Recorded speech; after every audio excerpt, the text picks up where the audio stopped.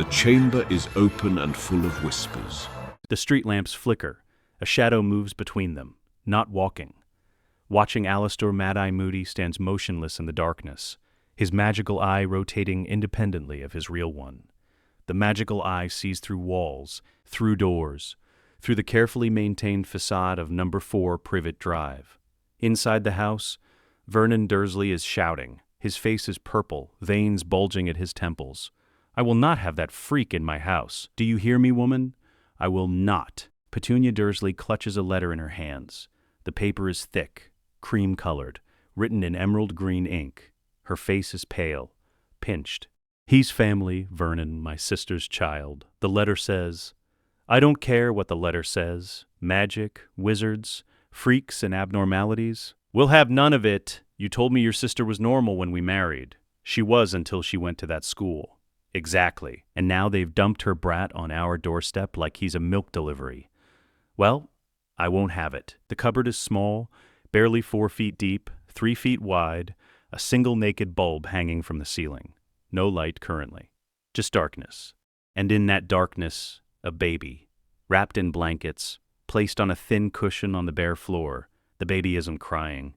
Not anymore, too exhausted from hours of crying that no one answered. Moody's real eye narrows. His jaw clenches. He's seen many things in his 30 years as an Auror. Torture, murder, dark magic in forms that would break civilian minds. But there's something about seeing a baby. The baby Harry Potter. The boy who lived, the child who defeated the Dark Lord. Lying alone in a cupboard while his relatives argue about whether to keep him. That's a different kind of darkness. Moody pulls a small device from his coat, a sneakoscope, custom-made, more sensitive than commercial models. He points it at number 4. The device doesn't just spin, it vibrates, whines, the pitch increasing with every rotation. Dishonesty, deception, malicious intent, not dark magic, not Death Eaters, just human cruelty of the mundane variety, the kind that won't trigger alarm spells or protective wards, the kind that will slowly, methodically destroy a child over years. Moody has his orders, from Dumbledore himself. Verify the blood wards are active, ensure Harry is settled, report back by morning. Simple, straightforward, the kind of assignment given to a senior Auror as a formality. A milk run. But Moody didn't survive 30 years in the field by following orders blindly. He pulls out a second device, a dark detector of his own design. This one measures magical resonance, specifically blood wards. He points it at the house. The reading is there, faint, very faint. The blood connection through Petunia, the sacrificial protection from Lily Potter's death. Ancient magic, powerful, but incomplete. Blood wards require acceptance, love, a home, not just a house. They protect against specific threats, dark wizards seeking the child, magical attacks aimed at him directly. They don't protect against neglect, starvation, psychological abuse, being locked in a cupboard for years. Moody's magical eye tracks Vernon Dursley as the man stomps toward the cupboard, opens it, stares down at the baby. One word of abnormality, Vernon says to the infant. One sign of freakishness, and you're out. Understand? Vernon slams the cupboard door shut. Moody makes his decision. He pulls out his wand, not to attack, to document. Imagio Recordis. A silver mist emanates from his wand tip, flows toward the house, passes through walls. The spell captures images, preserves them, evidence quality recording, admissible in Wizengamot proceedings. The cupboard, the baby alone in darkness, Vernon's face twisted with hatred, Petunia's pinched expression of resentment. 15 minutes of documentation, every angle, every detail. Then Moody casts a second spell, older, more obscure, from his Auror Training Manual, Section 7, Emergency Protective Custody. Purisha Protectus. The spell hits the house, wraps around it a diagnostic charm, measuring environmental threat levels to a minor. The reading comes back immediately. Imminent psychological harm detected, physical neglect probable, recommend immediate intervention. Moody nods once. That's all the legal justification he needs. He disapparates. Hogwarts School of Witchcraft and Wizardry. Headmaster's office, 12:15 a.m.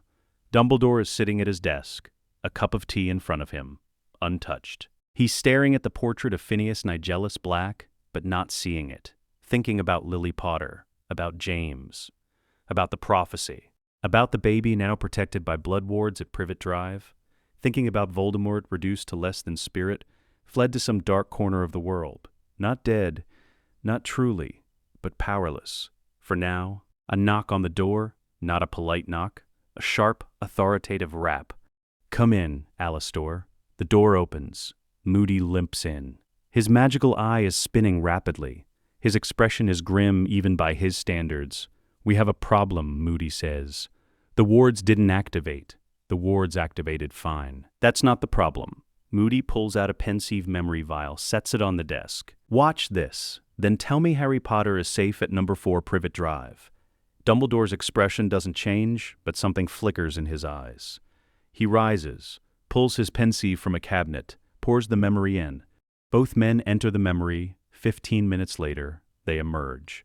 Dumbledore's face is older, tired. He sits down slowly. "I see," he says quietly. "Do you?" Moody's tone is sharp, accusatory. "Because what I see is a baby alone in a cupboard. I see a decade of abuse waiting to happen. And I see you putting him there anyway. The blood wards. The blood wards protect him from Voldemort. They don't protect him from Vernon Dursley's fists. They don't protect him from starvation. They don't protect him from growing up unloved and broken. Alastor, don't." Moody slams his staff on the floor. "Don't tell me it's for the greater good. Don't tell me sacrifices must be made. I've heard it before. I've made those sacrifices. But not like this. Not a baby." Dumbledore is quiet for a long time. "What do you propose?" he asks finally.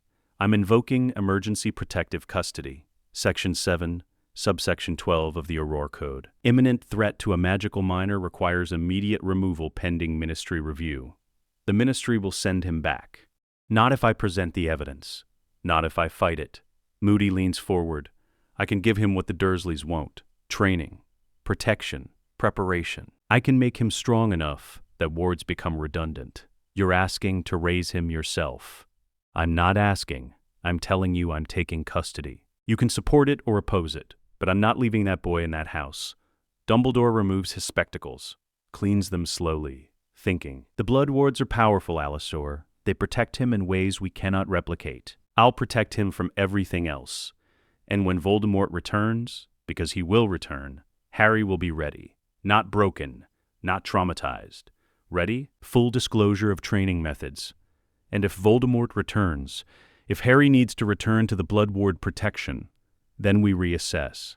But until then, I'm his guardian. But Alastor, understand what you're undertaking. This child is not just any child. He defeated the Dark Lord. He's prophesied to be the only one who can. Raising him will make you a target. I've been a target for 30 years. What's one more?" Moody turns toward the door. "I'm collecting him tonight before the Dursleys do something we'll all regret." He pauses at the threshold. "One more thing. You said sacrifices must be made for the greater good. I say the greater good starts with protecting the ones who can't protect themselves. We'll see which approach works better in 10 years. Dumbledore sits alone in his office. Fawkes trills softly from his perch. A questioning sound. "I hope I'm making the right choice," Dumbledore says to the Phoenix. "I truly hope so." Number 4, Privet Drive. 1 a.m. Moody apparates directly into the cupboard under the stairs. The wards resist, blood magic recognizing foreign presence, but Auror override protocols are built into British magical law. Emergency response supersedes residential wards. The resistance holds for 3 seconds, then breaks. Moody appears in the tiny space. His magical eye adjusts to darkness instantly. The baby is asleep now, exhausted, tear tracks on his small face. Moody kneels, his joints crack. The cupboard ceiling is too low for him to stand fully. "Harry Potter," he says quietly. "I'm Alastor Moody. I knew your parents. Your father saved my life once in 78. Dark Wizard had me dead to rights. James hit him with a stunner from 50 feet while dodging killing curses. Best combat instincts I ever saw. Too deeply asleep. I'm taking you out of here. Taking you somewhere safe. Somewhere they'll train you, teach you, make you strong." Moody carefully lifts the baby. The blankets are thin, inadequate for November cold. He wraps his own cloak around the infant. "Your mother died protecting you. Your father died fighting for you. I'm not going to waste their sacrifice by letting these people break you. You're going to live. You're going to be strong. And when that bastard Voldemort comes back, and he will come back, you're going to be ready. Moody stands, his magical eye scans the house one final time. Vernon and Petunia asleep upstairs. Dudley in the second bedroom. A whole house, and they put the baby in a cupboard. He feels no guilt about this extraction, none at all. He disapparates. The wards shudder, protest, then settle. One protection removed, another just beginning. Moody's safe house. Location, unplottable. Scotland, 1:30 a.m. The safe house isn't much to look at from the outside. A small stone cottage, moss-covered, old, the kind of place hikers might pass without noticing. But appearances are deceptive. The wards around this property could stop a full Death Eater assault team. Layered defenses, anti-apparition barriers with aura-coded exceptions, intruder jinxes that escalate from confusion to paralysis to lethal force. Fidelius charm with Moody as his own secret keeper. Inside is equally fortified. Every window has built-in alarm wards. Every door is triple locked with magical and mundane mechanisms. Dark detectors in every room. A faux glass in the main hall showing shadows of anyone who wishes him harm. Currently displaying about 30 figures, most of them imprisoned Death Eaters. Moody appears in the designated apparition point. The wards recognize him instantly, welcome him home. He carries the baby to what used to be his study, now hastily converted into a nursery. He's not good with domestic magic, but he managed a crib. Soft blankets, some toys, wooden, nothing with enchantments that might malfunction. He lays Harry down gently. The baby wakes slightly, those green eyes open, focus on Moody's face, the scarred, broken face, the magical eye whirring and rotating. Most children would cry, would be frightened. Harry just stares, curious, alert, smart, Moody mutters, assessing threats. Good instinct. We'll build on that. He pulls up a chair, sits beside the crib. His magical eye continues scanning. Perimeter wards, intruder alerts, threat vectors. His real eye watches the baby. I don't know much about raising children, Moody says. I know about survival, about combat, about constant vigilance. That's what I can teach you. Harry makes a small sound, not quite a word, just a noise. Your parents wanted you to live, to be happy, to be safe. I'll do my best with 2 out of 3. But safe in this world, with Voldemort still out there even diminished? Safety is an illusion. I'll make you dangerous instead. Dangerous enough that you create your own safety. The baby yawns. Right, you're 1 year old. You need sleep, not tactical lectures.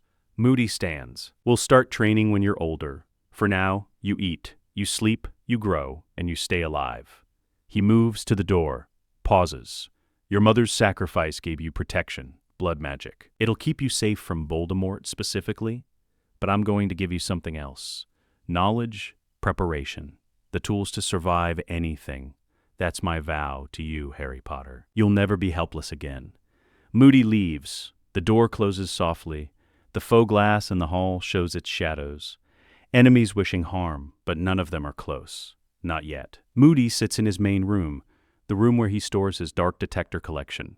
30 different devices, all active, all monitoring. He pulls out parchment, begins writing his report to Dumbledore. Subject: Emergency Protective Custody. Harry Potter status. Implemented location. Secure justification. Evidence attached assessment. Subject will be safer under my protection than at previous location. Training will begin when age-appropriate. Monthly reports will follow. A. Moody, he sends the owl. Then he sits back, allows himself 1 drink. Fire whiskey. Neat. Here's to you, James. Lily, I'll keep him safe. I'll make him strong, I promise. He drinks. Outside, the wards hum. Vigilant, constant. Inside, a baby sleeps. And in both places, a war waits. 5-year time skip montage. Age 2, 1983. Moody's kitchen, Harry in a high chair. Moody across from him. What's this? Moody holds up a wooden cube. Block, Harry says. Good. And this? Moody holds up a sneakoscope. Harry tilts his head, studies it. The device is spinning slowly. Sneakoscope detects untrustworthiness. When it spins fast, someone nearby is lying or plotting. Remember that. Never trust anyone completely, not even me. Harry blinks. Trust you. That's because you're 2. Give it time. Age 3 minus 1984. the safe house yard, a small training area, padded ground. Moody has transfigured some objects into soft obstacles. Nothing dangerous, just things to climb over, crawl under, navigate around. 3-year-old Harry is running the course. His movements are still clumsy, toddler coordination, but he's focused, determined. Faster, Moody barks. Death Eaters won't wait for you to catch your breath. Move. Harry trips, falls, starts to cry. Moody limps over, kneels down. Hurt, just frustrated. Then get up, try again. Falling isn't failure, staying down is. Harry wipes his eyes, stands, runs the course again. This time he makes it through. Better, Moody says. Not good, but better. Age 4 minus 1985. Moody's library. Shelves full of Auror manuals, dark arts textbooks, defensive magic treaties. Harry sits on the floor, picture book in front of him. Not a children's book, an illustrated guide to common magical creatures. What's this one? Moody points. Boggart, Harry says. Shapeshifter, takes form of greatest fear. How do you defeat it? Ridiculous charm, makes it funny. Fear goes away, good. And this? Dementor, soul-sucking. No defeating, only repelling. Expecto Patronum. Correct. You won't be able to cast a Patronus for years, but knowing the theory early means you'll master it faster when the time comes. Age 5 minus 1986. The kitchen again. Harry is helping Moody prepare dinner, simple tasks, washing vegetables, stirring pots. Moody? Harry asks. What? You can read, you can count. What else? Dunno. Playing? Playing is practice for survival. Tag is evasion training. Hide and seek is tactical positioning.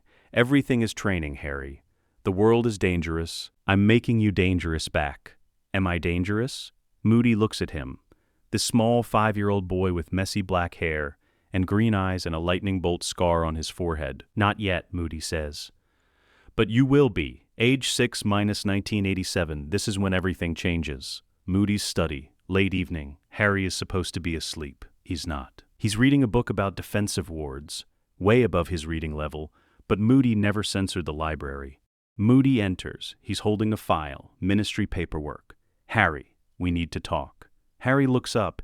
He's learned to read Moody's moods. This is serious. What's wrong? Nothing's wrong. Something's unusual. Moody sits, opens the file. I've been monitoring ministry records, tracking accidental magic reversal squad reports, looking for patterns. Why? Recruiting purebloods is easy, but the smart move is finding powerful magical children young, before anyone else can. You're looking for powerful kids? I'm looking for powerful kids who need protection, and I found one. Moody slides a photograph across the desk. A little girl, maybe 6 or 7 years old, bushy brown hair, large front teeth, serious expression. She's reading a book in the photograph. The picture doesn't move. Muggle photo. Her name is Hermione Granger, Moody says. Muggle-born, daughter of dentists in London. And according to these reports, she's performed 17 instances of accidental magic in the past year. 17. Most magical children do 2 or 3 total before Hogwarts. Harry studies the photo. What kind of magic? Precision work, levitating books to high shelves, changing the color of objects, repairing torn pages. Not just power, control, intent. She's focusing her magic unconsciously. That's rare. So, I think she needs training, protection, the same things you needed at her age. And I think Moody pauses, considers, I think you need a partner, someone your age, someone who understands what you're learning. Harry looks at the photo again. You want to teach her too? They won't understand the danger their daughter faces, but I can make them understand. The question is, do you want a sister? Harry has spent 6 years with Moody, just the 2 of them. Constant vigilance, constant training. No other children, no peers. The idea of someone else is strange, but not bad. Okay, Harry says, just okay? Yeah, if she needs help, we help her. That's what you taught me. Moody almost smiles. Almost. Good answer. London, the Granger residence, Saturday morning, July 1987. The house is nice, suburban, well-maintained.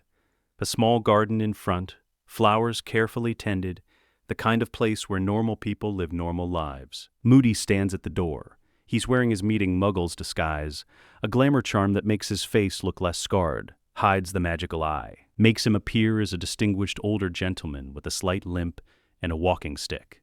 Harry stands beside him, also glamoured, the lightning bolt scar hidden, just a normal 6-year-old boy in neat clothes. Remember, Moody says quietly, Muggles don't understand our world. We explain carefully. We don't frighten them. We make them see the logic. What if they say no? Then we respect their choice, but we make sure they understand what they're saying no to. Moody knocks. The door opens. A woman in her mid-30s. Neat appearance, intelligent eyes. Dr. Emma Granger. Yes, she says. Dr. Granger, my name is Alastor Moody. I'm here to discuss your daughter's education. Emma's expression becomes guarded. We haven't been looking into new schools. Not traditional education, specialized education. For her, unique abilities. Emma's eyes narrow. I don't know what you're talking about. May we come in? This conversation is better held privately. Dan, we have visitors. They enter. The house is tidy. Bookshelves everywhere. Harry notes, encyclopedias, medical texts, classic literature. They value knowledge. Good. Dan Granger, slightly younger than his wife. Friendly face, currently confused. These are Alastor Moody. This is my ward, Harry. We're here about Hermione. Is she in trouble? Quite the opposite. She's extraordinary, and that's the problem. They sit. Moody drops the glamour on himself. Not completely, just enough to show he's serious. The magical eye becomes visible. Emma gasps. Your eye? Granger, could you bring me a book from that shelf? Dan, confused, retrieves a book, hands it over. Moody sets it on the coffee table, pulls out his wand. Both Grangers freeze. Is that a wand? Yes. Magic is real. Your daughter has it. Watch. Wingardium Leviosa. The book floats. Emma makes a strangled sound. Dan goes pale. Magic, Moody says, lowering the book. Real. Documented. Governed by laws and institutions you've never heard of. And your daughter is one of the most naturally talented magical children I've seen in 30 years. Silence. Then Dan says, this is a trick. It's not, Harry, your turn. Harry pulls out his own wand, a practice wand, nothing powerful, points it at a potted plant, Lumos. Light blooms from the wand tip. Emma sits down heavily. This is real, she whispers. Yes, and your daughter has been performing magic unconsciously since birth. The levitation incidents, the color changes, the repairs, all magic, all signs of extraordinary potential. Why are you telling us this? Dan asks. Because she needs training, control, understanding. Without it, her magic will continue manifesting randomly, possibly dangerously. And more importantly, Moody's expression becomes grim. There are people in the magical world who would target her for being Muggle-born, who see magical children from non-magical families as threats or tools. Tools for what? Recruitment, corruption. There was a war in our world. It ended 6 years ago, but wars don't stay ended. When it reignites, and it will, powerful Muggle-born children will be prime targets. Emma looks at Harry. How old is he? 6. And you're training him? I've been training him since he was 1 year old. He can identify 12 different dark magical artifacts by sight. He knows the theory behind 40 defensive spells. He can run a threat assessment on a room in 30 seconds. He'll never be helpless. He's 6 years old, Emma's voice rises. He should be playing, learning to read, not studying weapons. He knows mathematics through basic algebra. And yes, he studies weapons, because the alternative is being a victim. I'm offering your daughter the same protection. The same knowledge wants to turn her into a child soldier. I want to turn her into a survivor. Dan stands. I think you should leave. Let me ask you a question.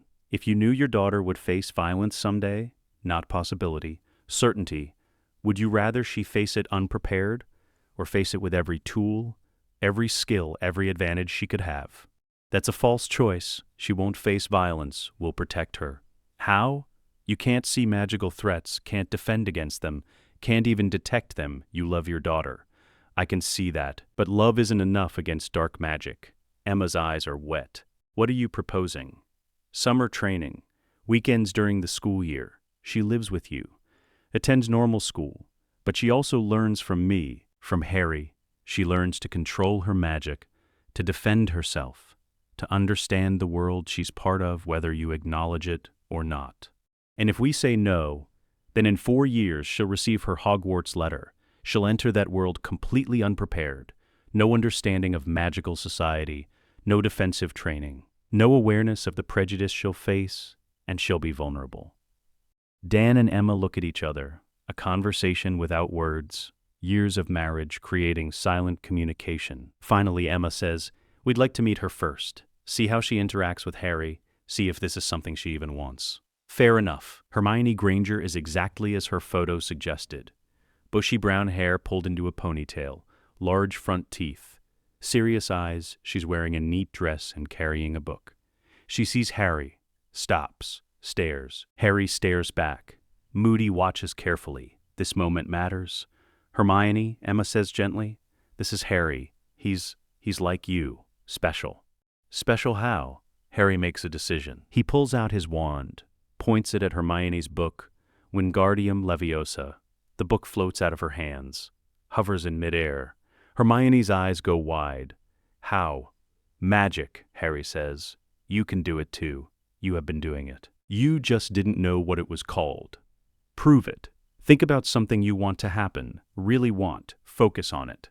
Hermione stares at the floating book, concentrates. The book rotates slowly in the air, without anyone casting a spell.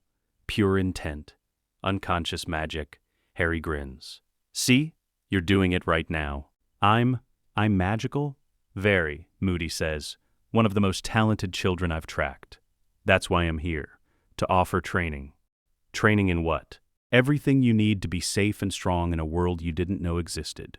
Hermione looks at her parents, then at Harry, then at Moody. "Can I think about it?" "Take your time." 1 week later, the Granger residence. Hermione has spent 7 days reading everything Moody left her. Basic magical theory, history of the wizarding world, Hogwarts, a history borrowed copy. She made a list, pros and cons, analyzed from every angle. The Grangers sit with Moody and Harry again. "We've discussed it," Dan says, "as a family, and we have conditions."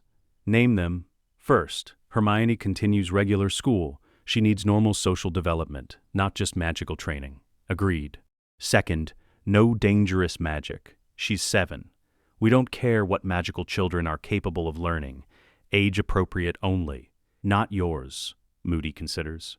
"I can agree to that with one caveat. Defensive magic has no age limit. If she needs to shield herself, she learns shields. If she needs to escape danger, she learns escape techniques. Knowledge isn't dangerous. Ignorance is." Emma nods slowly. "Defensive only, no offensive spells." "Until she's older." "Agreed." Third, monthly reports. We want to know what she's learning, how she's progressing, everything. Acceptable. And fourth, Dan looks at his daughter. This is Hermione's choice. If at any point she wants to stop, she stops. No arguments. Fair. They all look at Hermione. She's been quiet, thinking, processing. "I have questions," she says. "Ask them," Moody says. "Will this make me different from other kids?" "You're already different. This will help you understand why." "Will I have to leave my family?" "No. You live here. You train with me on weekends and summers. Harry can tell you, I'm not trying to replace your parents. I'm trying to supplement what they can't teach you." Hermione looks at Harry. "What's it like? The training?" Harry considers how to answer. He's 6. She's 7. But they're both smart enough for honesty. "It's hard," he says.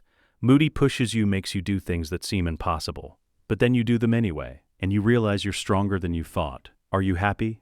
"I'm prepared. I know if something bad happens, I can handle it. That's better than being scared all the time." Hermione nods, turns to Moody. "I'll try it. For the summer, if I don't like it, I stop." "Deal." They shake hands, a 7-year-old girl and a scarred ex-Auror. And in that handshake, another life is changed forever. Moody's safe house, August 1987. Hermione arrives via side-along apparition, her first time. She emerges looking green. "That was horrible," she gasps. "You get used to it," Harry says. He's waiting at the apparition point. "First few times are the worst. How many times have you done it? Lost count? Couple hundred?" Hermione stares. "You're 6. Almost 7 birthdays next month." Moody appears behind them. Stop chatting. We have work to do. Hermione, your room is upstairs. Second door on the right. Unpack. Be back down in 10 minutes. We start with assessment. Hermione's room is small but clean. A bed, a desk, a bookshelf already filled with magical texts. She unpacks quickly, efficient, organized, everything in its place. 9 minutes later, she's back downstairs. Moody nods approval. Punctual. Good. Hermione, this is the training room. It's a large space, padded floors, obstacle courses at one end, a dueling circle marked with chalk, weapon racks, non-lethal training equipment, targets for spell practice. We'll start with basics, Moody says. Physical conditioning, magical theory, threat recognition. Then we progress to wand work when you're ready. I don't have a wand yet. No, you won't until you're 11, but you can learn the theory now. Learn the wand movements without the wand. Build muscle memory. When you finally get your wand, you'll be years ahead. That seems inefficient. Why not just teach me when I have the wand? If a Death Eater finds you tomorrow, I'm not ready yet. Won't save you. Knowledge will. Hermione absorbs this. Nods. Okay, where do we start? Physical training. You and Harry. 1 hour of conditioning every morning. Running, climbing, combat rolls, building stamina. I'm not very athletic. You will be. Magic helps, but bodies matter. Can't cast spells if you're too exhausted to lift your wand. Can't think tactically if you're gasping for breath. Physical fitness is foundational. Hermione joins him, copying his movements. After conditioning, breakfast, Moody continues.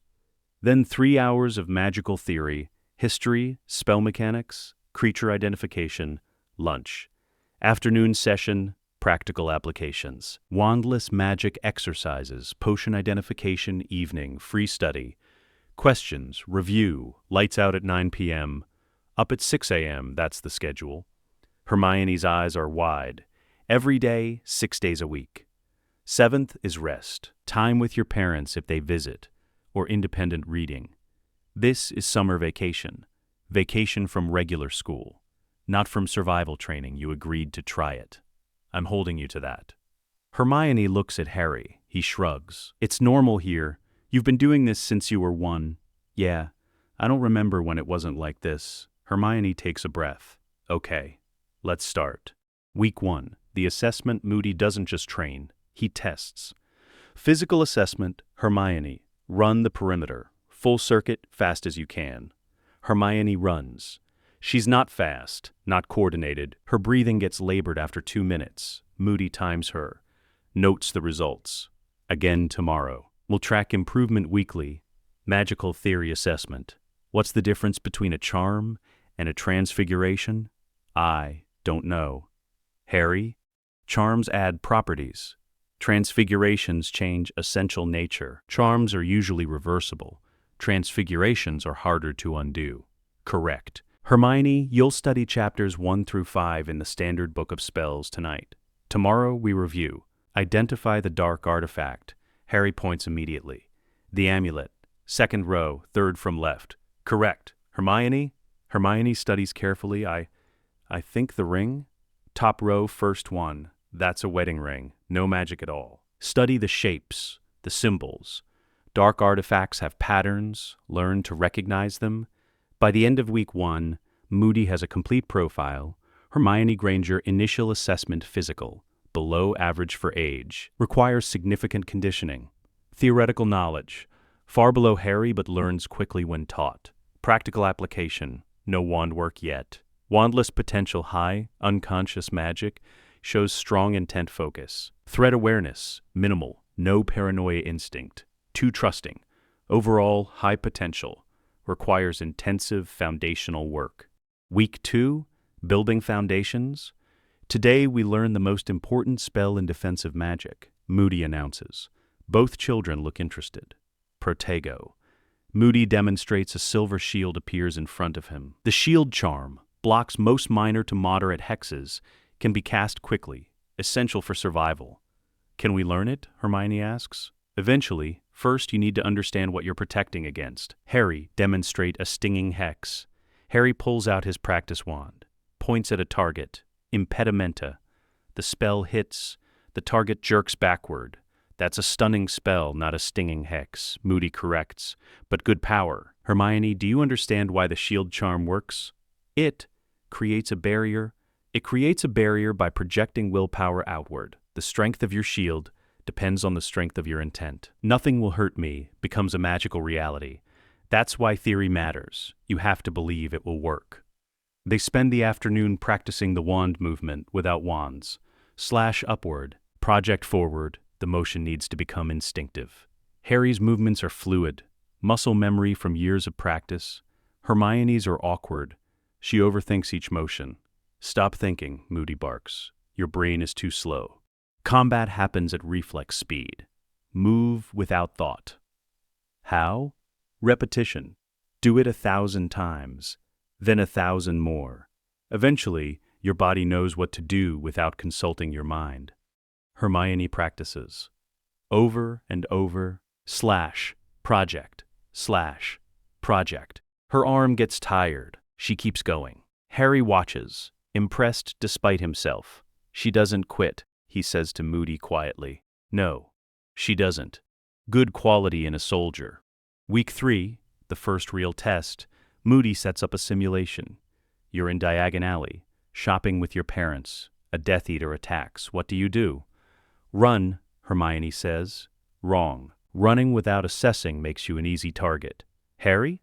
Check exits. Identify cover. Assess the threat level if overwhelmed. Retreat strategically. If manageable, engage or create a distraction for escape. Hermione, your turn.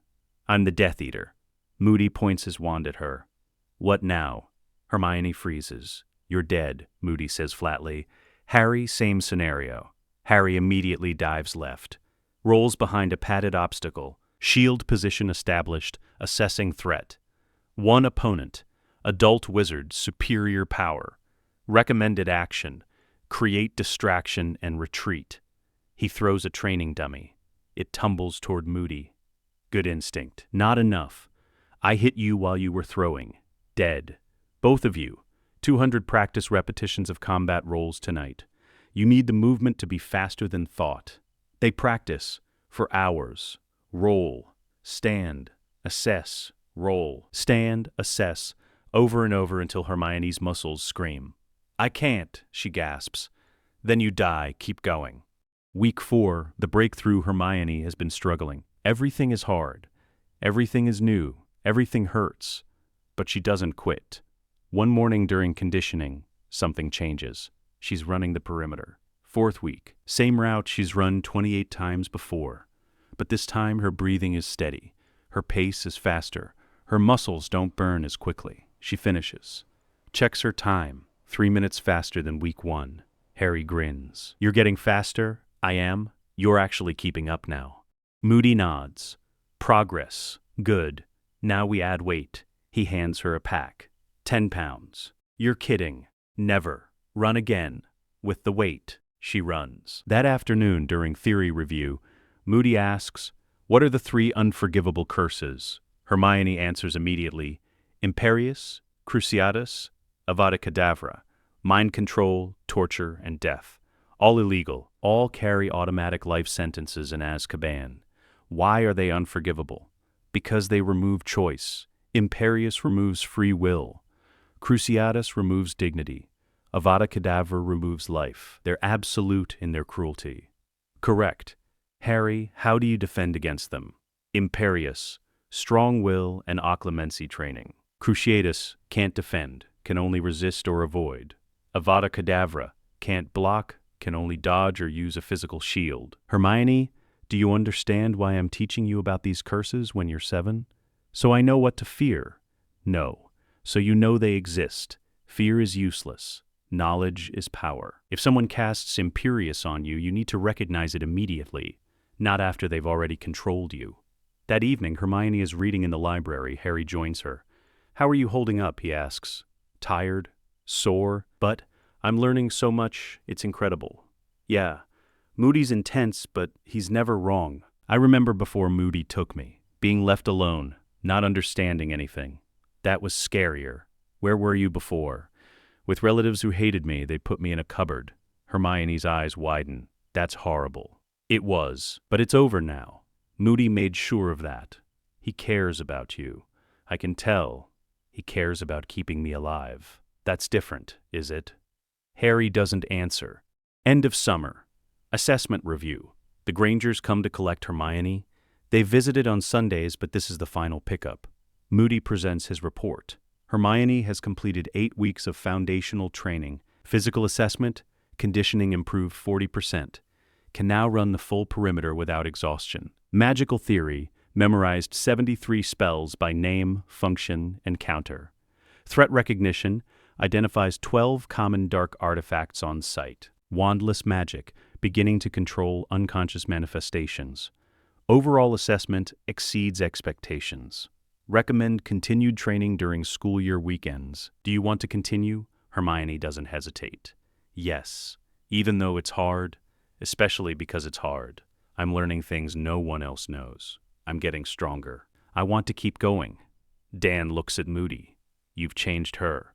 I've given her tools. She's changing herself. The Grangers take Hermione home. Harry and Moody stand at the door, watching them leave. She did well, Harry says. She did. You both did. What now? Now we keep training, both of you. Weekend sessions with Hermione, daily training for you. 4 more years until Hogwarts. We have a lot of work to do. Harry nods. 4 years. 4 years to become unbreakable. The training continues. Let me refer back to the original research report you provided in the context. I'll now write part 2, carefully following the established lore and training progression from the report. Moody's Safe House. January morning. 6 a.m., Harry and Hermione stand in the training room. Weekend session, both have been up for 30 minutes already, physical conditioning completed. Moody limps in carrying a wooden box, sets it on the table. New phase begins today, he announces.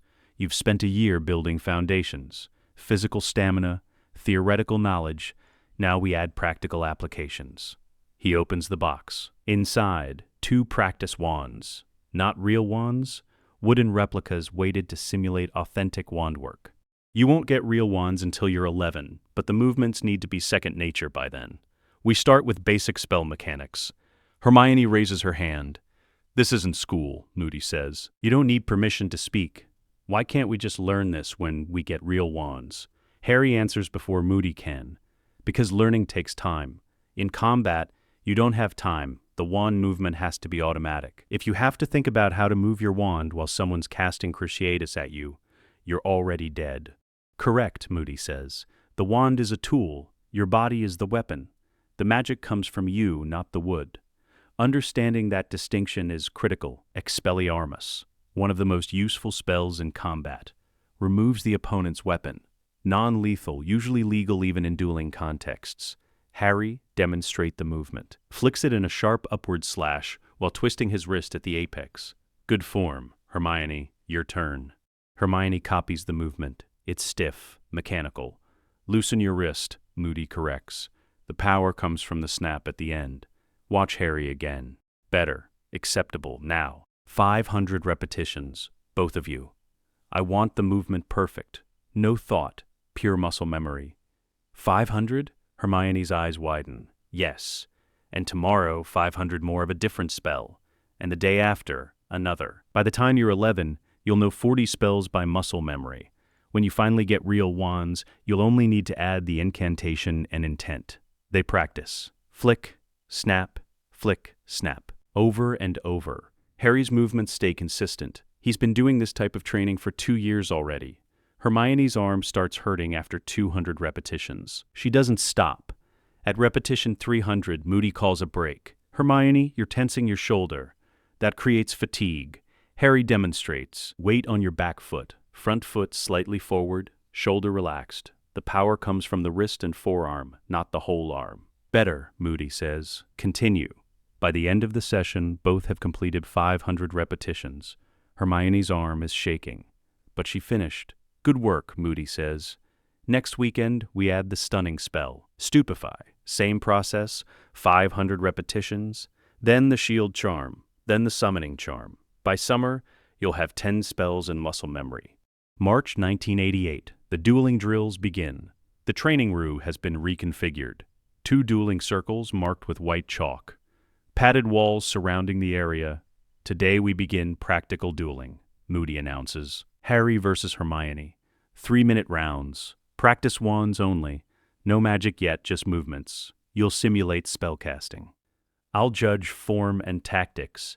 Harry and Hermione face each other across the circle. Standard dueling conventions, Moody says. Bow. Take your stance. Begin on my mark. 3, 2, 1. Duel. Harry moves immediately. Fast. His practice wand comes up in the shield charm movement. Hermione hesitates for half a second. Too long. Then executes a disarming charm motion. Too slow, Moody barks. Harry hit you with a stunner while you were thinking. You're unconscious, round over. They reset. Again. This time Hermione doesn't hesitate. She opens with a shield charm movement, same as Harry. They circle each other. Harry feints left, then executes a stunning spell motion. Hermione blocks with her own stunner. Better, Moody calls. You're thinking tactically now. But Harry, you telegraphed that feint. Hermione read it, dead. They go 15 rounds. Harry wins 12. Hermione wins 3, and each time it's because she planned 2 moves ahead instead of 1. Afterward, sitting on the training room floor, both exhausted, Hermione asks, "How do you move so fast?" "Practice," Harry says. "I've been doing this since I was 3. But you're getting faster. Those 3 rounds you won, I didn't see those combinations coming." "That's because you rely on reflexes. I can't match your speed, so I have to be smarter about positioning." "Harry, you're a natural fighter. Fast instincts, good aggression. But Hermione's right. You're predictable. You rely on speed over strategy." "Hermione, you're the opposite. Too much thinking, not enough instinct. You need to find the balance between thought and action." He looks at both of them. "That's why you're training together. You push each other." Harry forces Hermione to move faster. Hermione forces Harry to think deeper. Alone, you'd each develop bad habits. Together, you compensate for each other's weaknesses. Summer 1988. Potion combat training. Moody's Potion Laboratory. A small room off the main safe house. Shelves lined with ingredients. Cauldrons of various sizes. The smell of brewing potions heavy in the air. "Combat isn't just spells," Moody explains. "Potions are tools, weapons, antidotes, strategic advantages. You need to recognize common potions on sight and know their combat applications." He gestures to a table with 20 vials. "Different colors, different viscosities. Identify these. You have 2 minutes." Harry and Hermione move to the table. Harry points. "Veritaserum, truth serum, colorless, odorless, in small doses. 3 drops make you answer any question truthfully." "Hermione?" She studies the vials carefully. "This one, polyjuice potion, it's thick and the color keeps changing slightly." Hermione identifies 9. 3 remain unknown. "These 3 you didn't identify," Moody says, picking up a green vial. "This is a mild poison, non-lethal but causes temporary paralysis, used by dark wizards to disable victims for kidnapping." He picks up a purple vial. "This is Felix Felicis, liquid luck, highly regulated, incredibly expensive, gives the drinker temporary good fortune for approximately 12 hours. Almost black. This is Draught of Living Death, powerful sleeping potion. 1 drop renders a person unconscious for hours. Overdose can be fatal. Often used in assassinations disguised as natural sleep. Your homework. Memorize all 20. Next weekend I'll test you blindfolded. You'll identify by smell alone." Hermione looks alarmed. "Blindfolded? Blindness hexes. You need to identify threats through multiple senses. Smell is reliable." That afternoon, they brew their first potion under Moody's supervision. Not a dangerous one. A simple cure for boils. First-year Hogwarts curriculum. Follow the instructions exactly, Moody says. Potions are precise. 1 wrong ingredient, 1 incorrect temperature, and you get poison instead of medicine. Precision is survival. Harry measures ingredients carefully, counts stirs exactly, monitors temperature with paranoid attention. Hermione does the same, but she's also taking notes, writing down observations. "What are you doing?" Harry asks. "Documenting. If I write down what works, I can replicate it perfectly next time." "Smart," Moody says. "That's exactly what professional potioneers do. Keep detailed records. Learn from every brew." By the end of summer 1988, both children can identify all 20 common combat potions by sight and smell. They can brew 5 basic potions without supervision. and they understand that magic extends far beyond wand-waving. 1989, age 9, Harry and age 10, Hermione the training. Intensifies. Physical conditioning evolution. No longer just running. Now they climb. Swim. Practice combat roles under pressure. Moody throws practice knives at them, blunted spelled to stop before actual injury, while they navigate obstacle courses. Forces them to dodge while simultaneously casting practice spell movements. Death Eaters won't wait for you to finish your wand motion. Move and cast simultaneously. Harry rolls left, comes up in a shield charm stance, immediately transitions to a stunner motion. Good, Hermione. A practice knife tags her shoulder. The spell on it triggers a mild stinging sensation. Dead, Moody calls. You stop moving to cast. Never stop moving. Flow from one position to the next. She tries again and again. By the end of the year, she can chain 3 spell movements together while maintaining evasive motion. Not as smooth as Harry, but functional. Theoretical magic advancement. They move beyond basic spell identification. Now they study spell theory. Why does the shield charm work? Moody asks during an evening theory session. Hermione answers. It projects the caster's willpower outward as a tangible barrier. The strength correlates to the caster's intent and emotional conviction. Harry, what's the limitation? It blocks most hexes and jinxes, but not unforgivable curses. It can be overwhelmed by superior power, and it requires constant focus. If you lose concentration, it fails. Both correct. Now, if you're facing 3 opponents and all 3 cast stunners simultaneously, what do? Harry, dodge the first 2, shield the third, then counterattack the most dangerous opponent. Create a wide-angle shield to block all 3, then retreat to better positioning while they're recovering from the deflection. Harry's is riskier but potentially more effective if you have the reflexes. Hermione's is safer but gives initiative to the enemy. In real combat, you'd choose based on context. The point is, you both thought tactically instead of just reacting. Introduction to Dark Arts Theory. One evening, Moody brings out a restricted text, Curses and Counter-Curses by Vindictus Viridian. We're not casting these, he says immediately. You're too young, and I'm not teaching you dark magic, but you need to understand how dark spells work, because understanding the mechanism is the first step to defending against it. The Imperius removes free will. It's one of the 3 unforgivable curses. When cast, it creates a pleasant floaty sensation. You feel happy, compliant. You want to obey the caster. That's the danger. It doesn't feel like you're being controlled. It feels like your own choice. How do you resist it? Hermione asks. Strong will, mental discipline, and occlumency, mind magic that protects your thoughts. We'll begin basic occlumency training next year when you're both a year older. For now, understand that Imperius is insidious. If you ever feel unusually compliant, unusually happy to follow someone's orders, resist. Question. Force yourself to think independently. Harry raises his hand, realizes what he's doing, lowers it, and just speaks.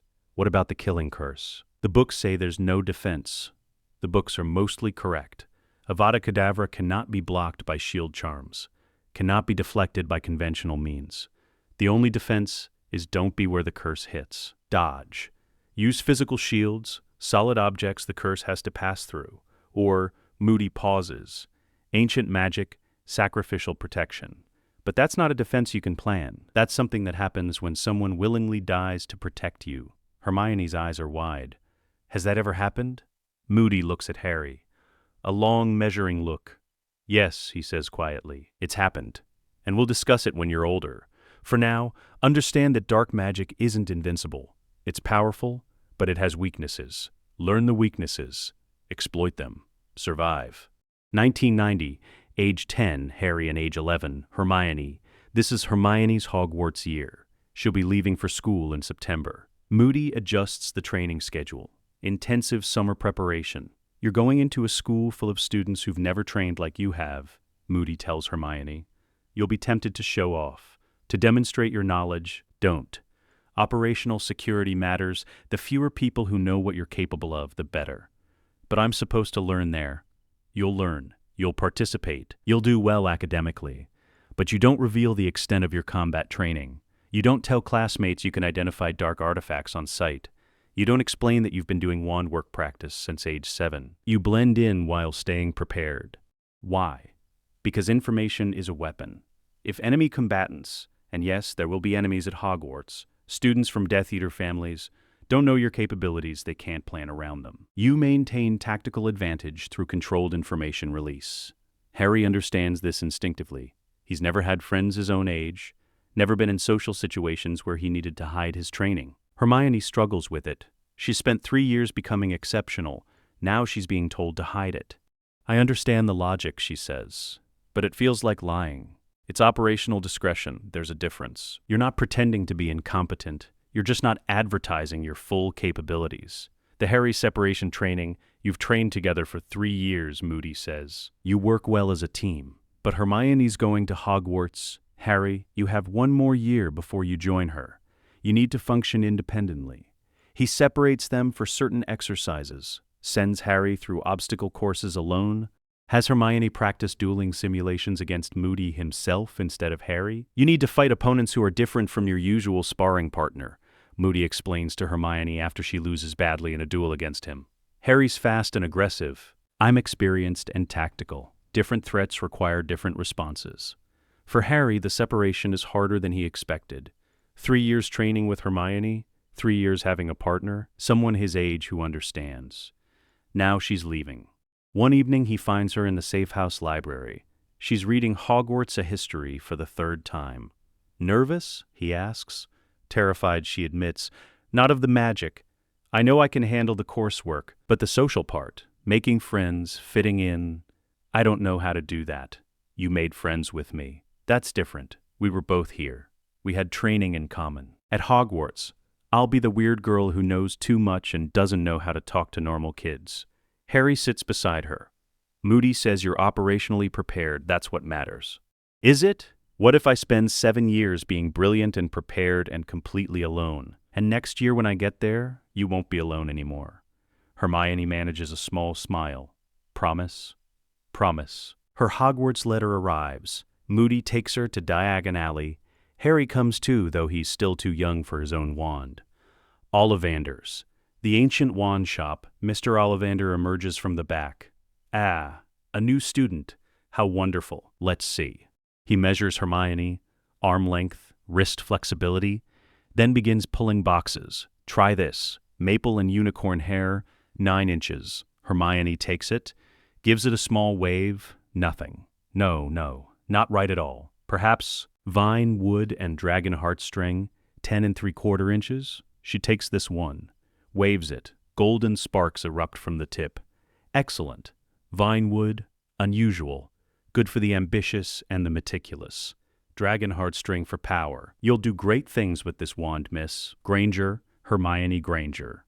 Ollivander's eyes sharpen. Granger, Muggle-born? Yes. How interesting. Vinewood chooses witches and wizards who have hidden depths. Fascinating. He turns to Harry. And you, young man? Just browsing. I'm not 11 yet. Ah, but you will be. Soon, I think. When you come for your wand, I suspect it will be very interesting indeed. They leave the shop. Hermione clutching her wand like a treasure. Back at the safe house, Moody supervises her first real spellcasting. Start with Lumos. Light charm, simple, low power requirements, focus on intent. Hermione raises her wand. Lumos. Light blooms, bright, steady. She stares at it. I did it. I actually did real magic. You've been doing real magic for years, Moody says. This is just the first time you had a proper focus. Now try the others, all the spells you've been practicing movements for. See how they feel with an actual wand. She spends the next hour casting every spell she knows the incantation for. Lumos, light, Nox, darkness, Alohomora, unlocking charm, Wingardium Leviosa, levitation. Each one works perfectly. 3 years of muscle memory combining with intent and a proper wand. By the end of the session, she's exhausted but glowing with accomplishment. Good work, Moody says. You're ready for Hogwarts, but remember, operational security don't reveal full capabilities. Blend in while staying prepared. Correct. And one more thing, he hands her a small pouch. Emergency supplies, healing potion, antidote for common poisons, a sneakoscope, and this. He pulls out a small mirror. Two-way mirror. James Potter gave this to me years ago. The paired mirror is with Harry. If you're ever in danger, real danger, call through the mirror. Harry will hear, I'll respond. Understand? Hermione takes the mirror carefully. Thank you. Don't thank me. Just stay alive. King's Cross Station, the barrier between platforms 9 and 10. Hermione stands with her parents, her trunk packed, her wand safely in her pocket, her emergency supplies hidden in an interior compartment. The Grangers are nervous. Their daughter is going to a magical school they can't follow, can't protect her, can't even fully understand what she'll be learning. Be safe, Emma says, hugging her tightly. I will. I've been training for this. We know. But you're still our little girl. Moody and Harry stand nearby. Out of glamours, in this magical section of the station, they don't need them. Remember everything we discussed, Moody says to Hermione. Assess threats continuously. Trust no one completely. If you detect dark magic, report to a professor immediately. And write every Sunday. I want detailed accounts of what you're learning. I will. Harry steps forward. Awkward. They've never been good at emotional displays. Be careful, he says. You two, only one more year until you're there. Yeah, try not to solve all the mysteries before I arrive. She smiles.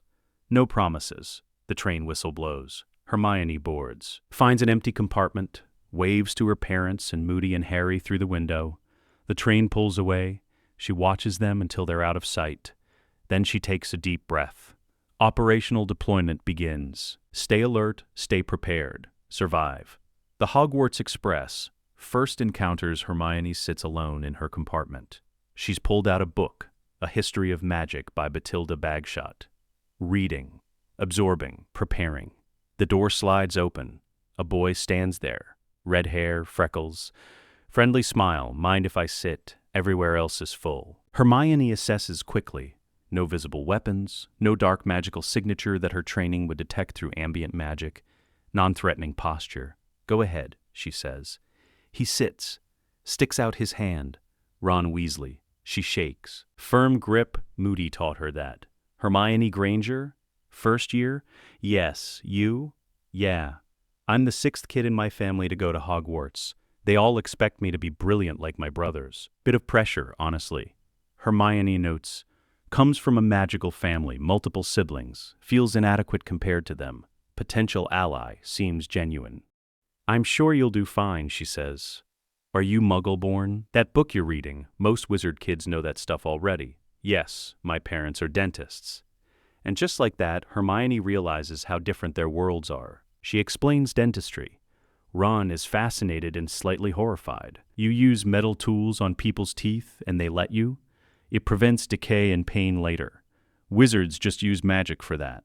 Ron has no answer to that. They talk for an hour.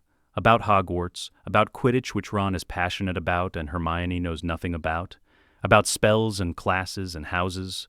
Ron is nice, uncomplicated, genuine in a way Hermione hasn't encountered often. She finds herself relaxing slightly. Maybe Moody was wrong. Maybe she can make friends here. Then the door opens again. A boy with pale blonde hair, sharp features, expensive robes. 2 larger boys flanking him. Heard there was a mudblood in this compartment, the blonde boy says. Wanted to see for myself. Ron goes red. Shove off, Malfoy. Hermione's tactical assessment activates instantly. Draco Malfoy, age 11. Son of Lucius Malfoy, suspected Death Eater who avoided Azkaban through bribes. Known blood supremacist family, flanked by Crabbe and Goyle. Enforcers, low intelligence, high loyalty. Threat level, moderate verbal, low physical. Appropriate response, verbal de-escalation, maintain defensive positioning. That's a slur, Hermione says, calmly. Using it indicates either ignorance or malicious intent. Which is it? Malfoy blinks. He wasn't expecting that response. It's what you are. Filthy Muggle-born, and I'd prefer not to waste time on someone who judges competence by ancestry. Excuse me. She stands, gathers her book, and moves past him out of the compartment. Ron follows. That was brilliant. Did you see his face? Hermione's heart is pounding. First confrontation, she handled it without violence. Moody would approve. They find a different compartment, this one occupied by a nervous-looking boy with a toad. Mind if we join you? Ron asks. Please, the boy says. I'm Neville Longbottom, this is Trevor. He keeps escaping. They sit. Hermione helps Neville look for Trevor when the toad escapes again during the journey. She uses a tracking charm, Hominum Revelio modified for animals. Finds Trevor in 4 minutes. Neville is amazed. How did you do that? We haven't even started school yet. I read ahead, Hermione says, which is true, just not the complete truth. Hogwarts, the sorting, the boats cross the lake, the castle looms. Hermione catalogs details. Multiple defensive towers. Heavy warding, can feel the magic even from here.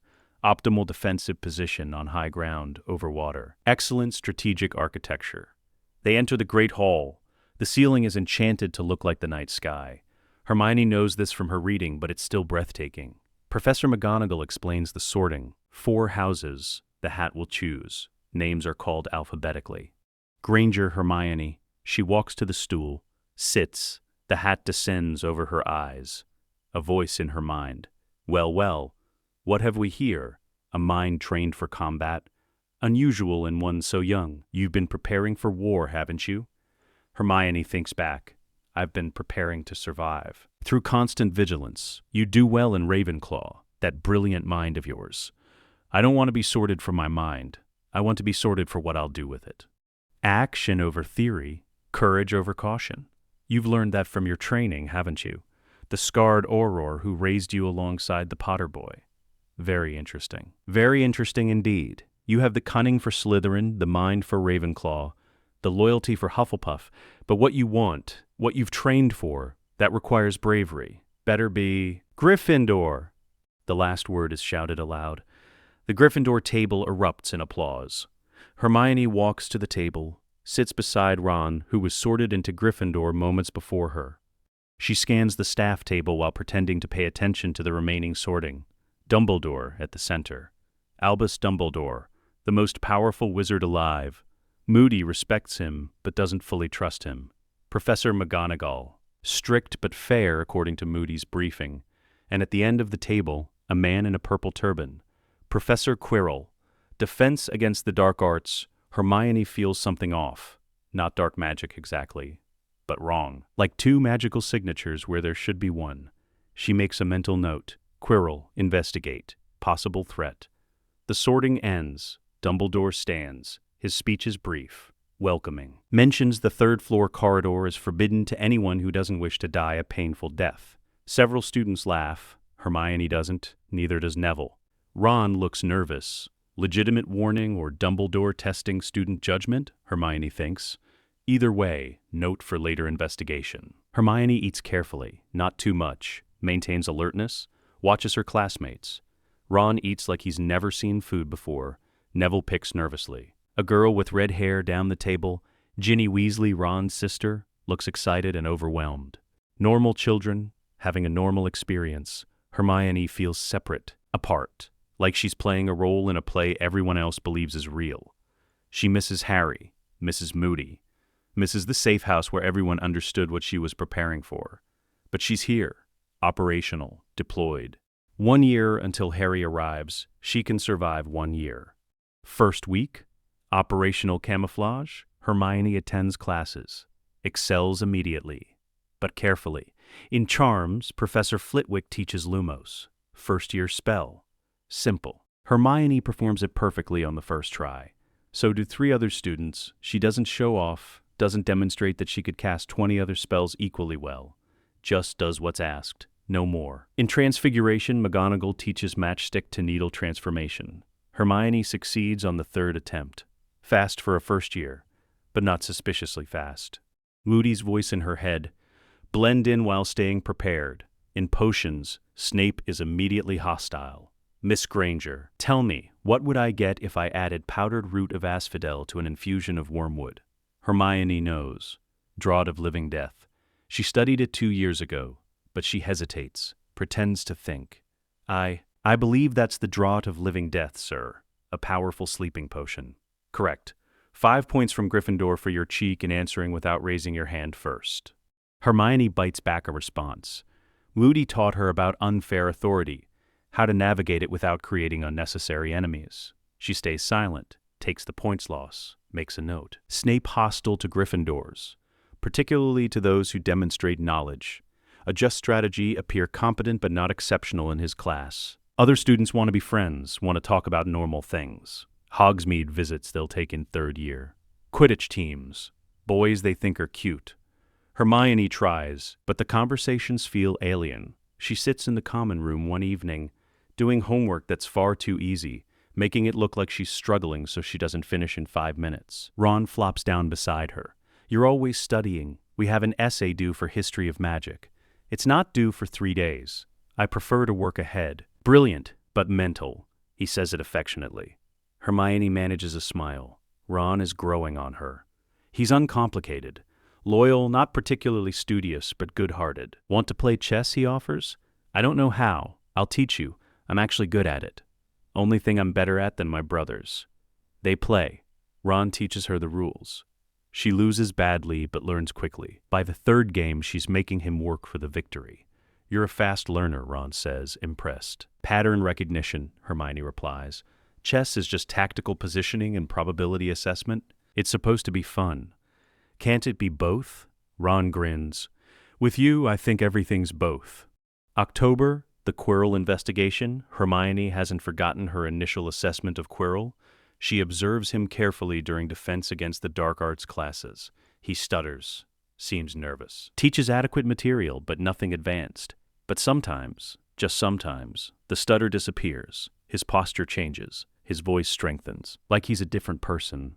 One evening, Hermione spots him entering the third-floor corridor, the forbidden one. She follows at a distance, staying back, using the concealment techniques Moody taught her. Quirrell stops at a door, tries to open it, can't. There's a massive three-headed dog behind it. She can hear it snarling. Quirrell backs away, returns the way he came. Hermione retreats first, makes it to the Gryffindor common room before he could spot her. Quirrell attempting to access forbidden corridor. Three-headed dog guarding something. Dumbledore's warning legitimate. Quirrell is a threat. She writes to Moody that night. Coded letter. They worked out a simple substitution cipher for sensitive information. Professor shows concerning behavior. 2 signatures detected. Investigating forbidden area. Request guidance. Moody's response arrives 3 days later, also coded. Document everything. No confrontation alone. If threat escalates, inform Dumbledore immediately. Do not engage directly. Await backup. Potential possession scenario. Reads about possession, about spirits inhabiting bodies, about how to detect them. 2 magical signatures from 1 person. That's a classic sign. Quirrell is possessed. The question is, by whom? Late October, the troll incident. Halloween feast. Hermione is in the library instead of the Great Hall. She and Ron had an argument earlier. He made a thoughtless comment about her having no friends. It hurt because it was partially true. She's reading, researching, trying to find more information about possession cases. Then the screaming starts, students running, shouting, "Troll! In the dungeons!" Hermione's tactical training activates. "Troll! 12 foot tall, massive club, near impervious to most spells." Standard response, retreat to defensible position. Do not engage alone. She moves toward the library exit, hears heavy footsteps. The troll is coming this way. Doors won't stop it. Windows too high. Need different strategy. Enters the girls' bathroom. It has multiple stalls, places to hide, things to use as cover. The troll crashes through the bathroom door. Hermione is behind a stall, assessing. Troll, high strength, low intelligence. Vulnerable points, eyes, nose. Club is its primary weapon, but also its weakness. It relies on it completely. The troll sniffs, searching. It spots her, raises its club. Hermione runs, not away, toward, slides between its legs, comes up behind it, points her wand at the club. Wingardium Leviosa, the club levitates out of the troll's hand. The troll, confused, reaches for it. Off balance, Hermione drops the club. It falls on the troll's head. The creature staggers, dazed. The bathroom door bursts open. Ron, Harry Potter, she's seen him around but never spoken to him, and Hermione all arrive simultaneously. Wait, not Harry Potter, but he looks exactly like the photographs Moody showed her of James Potter. The boy stares at her. She stares back. The troll, Ron starts, is handled, Hermione says. I used its own club against it. It's stunned, but not unconscious. We need to... Impedimenta, the boy Harry Potter. It must be. Casts a full-body bind. The troll freezes. Falls over like a tree. Crashes to the floor. Hermione blinks. That's a fourth-year spell. Is it? Worked, though. He looks at her more carefully. You're Hermione Granger. Gryffindor first year. Top of the class in every subject. How do you know that? I pay attention. Ron looks between them. Do you two know each other? No. They say simultaneously, but they're both lying. Because Hermione recognizes the way he stands, the way he assessed the troll, the way he moved. He's been trained by someone who knows combat, and Harry recognizes the same in her. Before either can say more, Professor McGonagall arrives with Dumbledore and Snape. They assess the scene, the troll unconscious. 3 first-years standing there. Explain, McGonagall demands. Hermione speaks first. The troll entered while I was in the bathroom. I used levitation to disarm it. Harry Potter cast a body bind. Ron Weasley arrived as support. We worked together. It's a clean story, coordinated without coordination. McGonagall looks suspicious but nods. 5 points each for sheer dumb luck. Dismissed. They leave together. In the corridor outside, Harry says quietly, "We need to talk. Somewhere private." The library has study rooms, Hermione says. They find an empty one. Ron follows, confused but loyal. Harry speaks first. You're Hermione Granger, Muggle-born, training with Alastor Moody since 1987. Alongside me, except I'm not supposed to be at Hogwarts yet. Hermione's eyes widen. Harry? Yeah. Said it was safer to have me at Hogwarts than at the safe house with Moody off doing Auror work. I started this year. I've been keeping low profile, using my father's invisibility cloak to avoid notice most of the time. Ron interrupts. What is happening right now? Then Hermione says, Ron, how good are you at keeping secrets? Now I'll write part 3, referring back to the original research report provided in the context to complete the story accurately. Library study room, November 1991, night. Ron sits in a chair looking between Harry and Hermione like they've both grown second heads. Let me get this straight, he says slowly. You've both been training with Mad-Eye Moody, the famous Auror. Since you were little kids, you can cast spells years above our level. You're basically child soldiers. And you've been hiding this the entire time? Yes, Harry says. That's mental. It's necessary, Hermione corrects. Operational security, the fewer people who know our capabilities, the safer we are. Operational security. You sound like a military manual. That's because Moody taught us from Auror training manuals. Ron runs his hands through his hair. Why are you telling me now? Because you saw too much, Harry says. The way Hermione handled the troll. The spell I cast. You're not stupid, Ron. You'd figure out something was off eventually. Better to control the information than let you speculate. Also, Hermione adds more gently, you're our friend. We trust you, and we might need help with something. Help with what? Harry pulls out a piece of parchment, writes quickly, shows it to both of them. Quirrell is possessed, trying to steal something from the 3rd floor corridor. Need to investigate. Can't tell professors yet. No proof. Need to gather evidence first. Possessed? Ron goes pale. By what? We don't know, Hermione says. But the magical signature is wrong. 2 presences where there should be 1, and his behavior is inconsistent. Sometimes he's the stuttering professor. Sometimes he's someone else. The one with the 3-headed dog? Fluffy, Harry says. Hagrid's dog. I've met him. He guards something valuable. We need to find out what. Then says, this is way above first-year stuff. Yes, we could die. Possibly. And you're going to investigate anyway. Yes. Ron nods. All right, I'm in. Just like that, Hermione asks. You're my friends. You're mental, but you're my friends. And if there's a possessed professor trying to steal something, somebody needs to stop him. Might as well be us.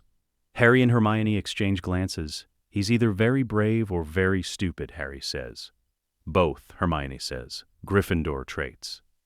Oi, Ron protests. I can hear you. December 1991, the investigation. They work carefully, methodically. Harry uses his invisibility cloak to observe Quirrell, tracks his movements, notes patterns. Hermione researches every book on possession, every mention of the 3rd floor corridor, every clue about what might be hidden there. Ron provides the social intelligence. He's good with people. hears gossip, knows which older students might have useful information. By Christmas break, they've assembled the pieces, from Hagrid, who can't keep secrets when drunk on eggnog. The stone's perfectly safe. Dumbledore and Nicholas Flamel worked out the protections themselves. Oh, I shouldn't have said that. From Hermione's research, Nicholas Flamel, 665 years old, created the Philosopher's Stone, makes the elixir of life, grants immortality from Harry's observations. Quirrell visits the corridor 3 times a week, always late at night, always alone. He's mapped the protections but hasn't attempted entry yet. From Ron's intelligence gathering, Snape suspects Quirrell. Ron overheard him interrogating Quirrell about his loyalty. Quirrell stammered through the conversation, claimed everything was fine. They compile everything into a report, send it to Moody via Hermione's emergency mirror. Moody's response comes within hours. His scarred face appears in the mirror, both magical eyes, real and prosthetic, fixed on them. You've identified a legitimate threat, he says. Good work. Now here's what you're going to do. Nothing, Harry protests. Nothing reckless. You document. You observe. You do not engage. If Quirrell makes a move for the stone, you alert Dumbledore immediately. You don't play hero. You survive. Understand? But, Harry, Hermione, I trained you to be prepared, not suicidal. Quirrell is possessed by something powerful enough to attempt stealing one of the most valuable magical artifacts in existence. That's not a first-year problem. That's an Auror problem. You've done your job, identified the threat. Now you let the adults handle it. Hermione speaks. What if the adults don't handle it? What if Quirrell gets past the protections, and you retreat? You don't engage superior force without backup. Moody, that's an order. And if you disobey, I pull you both out of Hogwarts. Understood. They nod reluctantly. The mirror goes dark. Ron looks at them. Are we actually going to follow those orders? Yes, Hermione says. Unless circumstances change, Harry adds. That's not following orders. That's tactical flexibility. April 1992, circumstances change. It's late, past midnight. Harry is lying in bed in a first-year boys' dormitory when his scar burns. Not just aches. Burns. White-hot pain across his forehead. He's felt this before. Only once. When he accidentally got too close to Quirrell in a corridor. But now it's stronger. Much stronger. He gets up, grabs his invisibility cloak, slips out of the dormitory, finds Hermione already in the common room. She couldn't sleep either. Too much anxiety about NEWTs, even though those are 6 years away and she's insane. My scar, Harry says quietly. It's burning. That means Quirrell's near. Or something connected to him. Tonight? Why tonight? Dumbledore left. I saw him in the entrance hall with the Minister of Magic. They were heading to London. Emergency Wizengamot session. Hermione goes pale. Quirrell waited until Dumbledore was gone. He's making his move tonight. We need to alert a professor. Who? McGonagall? Snape? They won't believe first years about a possessed professor without proof. Then we get proof. We follow Quirrell to the corridor, document what he's doing, then alert someone with evidence. Moody said, I know what Moody said, but if Quirrell gets the stone, Voldemort returns. That's what this is about, I'm sure of it, the possession, the timing. Voldemort's trying to come back. Hermione's tactical training wars with her rule-following instinct. Tactical wins. We observe only, no engagement. Agreed. Agreed. They wake Ron. Explain quickly. He groans but gets up. This is mental. We're going to die. Not if we're careful. They slip under the invisibility cloak, barely fits all 3, and head toward the 3rd floor corridor. The 3rd floor corridor, the trap, they arrive to find the door already open. Soft music playing. A harp in the corner enchanted to play itself. Fluffy, the 3-headed dog, is asleep. Quirrell's already inside, Harry whispers. They approach the trapdoor beneath Fluffy's massive paws. We should get a professor now, Hermione says. We have evidence. The door is open. Quirrell is clearly inside. By the time we get a professor and come back, Quirrell could have the stone, Harry argues. We need to know what's happening. Then we alert someone. Before Hermione can argue further, the music stops. The enchanted harp has run out of magic. Fluffy's eyes open. All 6 of them. The dog sees 3 shapes huddled by the trap door. The invisibility cloak is in perfect coverage for 3 people. Fluffy growls. Stands. Down, Harry yells. They drop through the trapdoor, fall, land on something soft, springy. Devil's snare, Hermione says immediately. Don't move. It reacts to movement.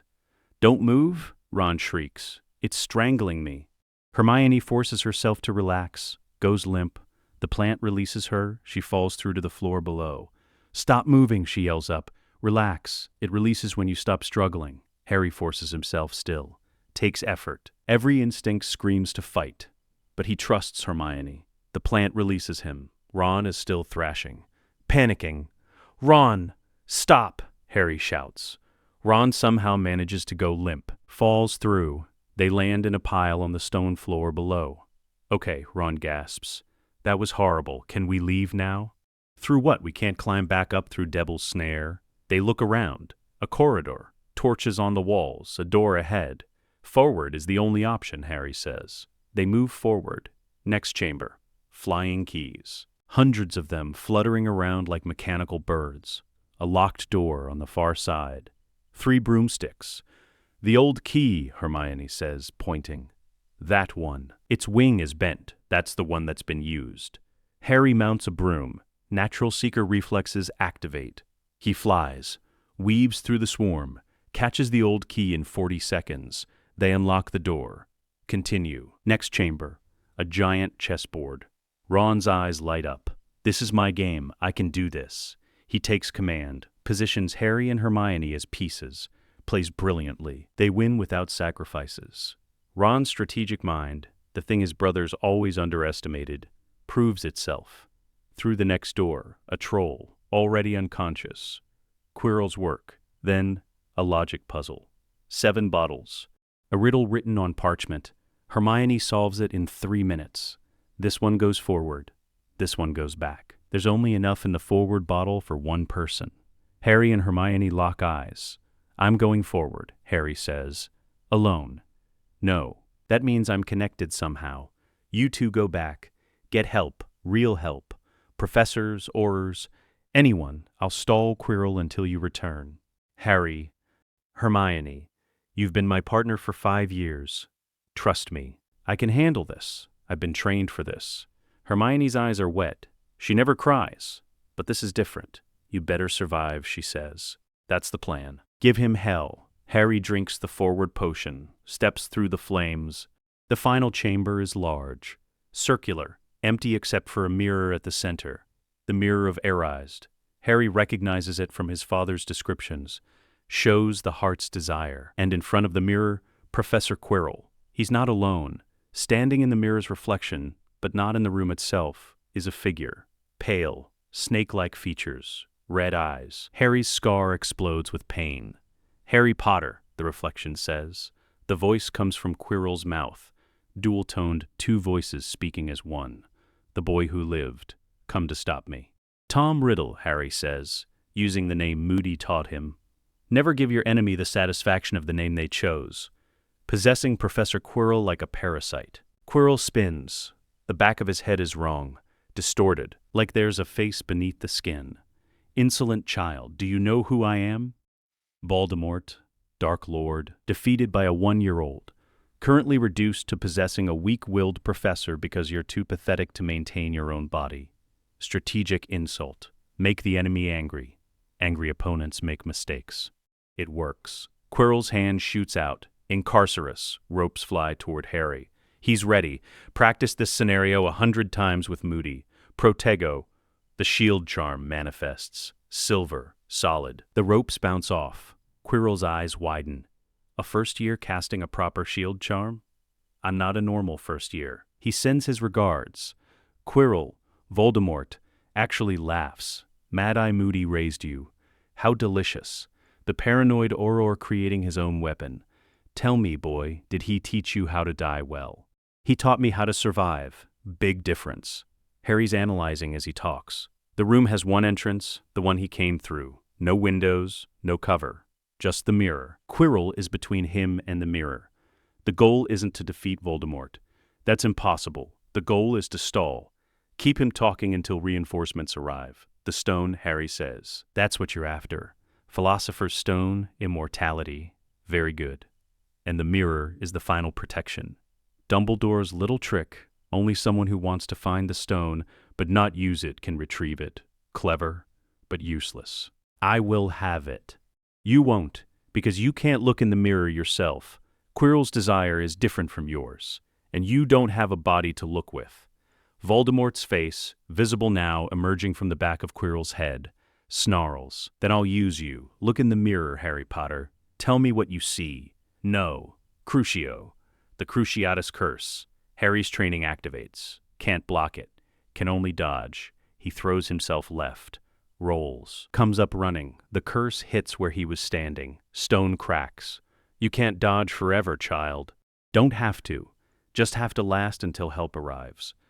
No help is coming. Dumbledore is in London. Snape is occupied. McGonagall is dealing with a troll in the dungeons. My little distraction. You're alone. I'm Moody's. Harry creates distance, keeps the mirror between himself and Quirrell. Voldemort is growing frustrated. Enough games. Petrificus totalis. Harry shields. The curse deflects. But Quirrell is moving.